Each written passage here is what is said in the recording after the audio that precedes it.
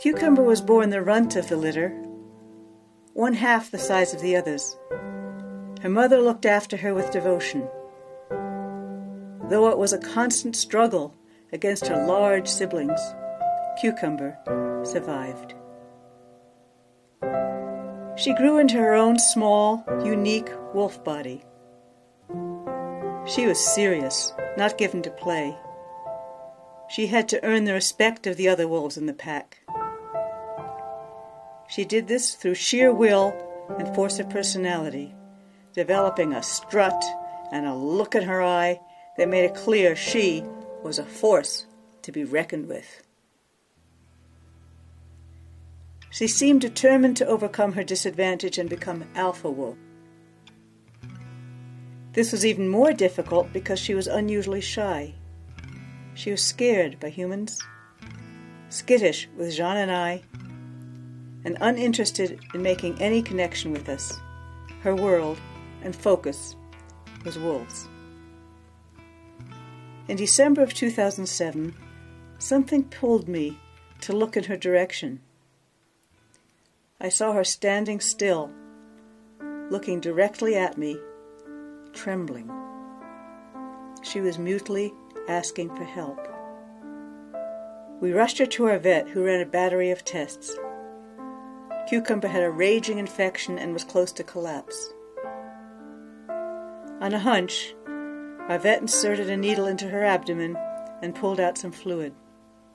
It was filled with bacteria. Cucumber had severe peritonitis. The lining of all her internal organs was inflamed. Our vet said there was no hope without exploratory surgery, but that she was too weak to survive it. She had such a passion to live, we had to give her every chance. We had to try. I couldn't bear to watch her die during the operation, yet I wanted to lend her my energy. So I sat by the open door of the operating room, hoping that on some level she would know she wasn't alone, that she mattered. And I prayed. After over an hour of searching, the vet found the source. A section of intestine had twisted and died. Her blood pressure plummeted and we nearly lost her, but the vet assistant pumped more fluids into her and she came back. There was so much decay, it took a long time to find healthy tissue to patch the holes. After 4 hours of operating, Cucumber was still alive. The vet was amazed. All these years later, she is still amazed. After several days in intensive care, Cucumber came home. It was the dead of winter and bitter cold. There was no way we could leave her outside in her weakened state, with her whole belly shaved. We brought her into our cabin with its heated floors and nursed her round the clock. It was touch and go. But she lived. And she changed.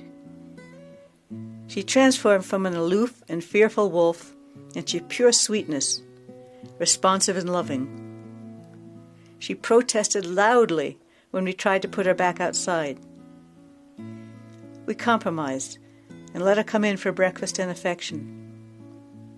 Somehow, during her near-death experience and all the care we gave her, we had pierced a veil, and a profound, beautiful bond developed between us. During this time, Jean and I began to meditate. We started our morning by bringing her in for breakfast. She would race to the cabin door, blast it open, and rush past us to her food. While she wolfed it down, we would begin our meditation, starting and ending with a Tibetan singing bowl. The first time she heard the bowl, instead of jumping back in fright, to our amazement she came over and began to circle us, 1, 2, 3 times. Then she peacefully lay down next to us.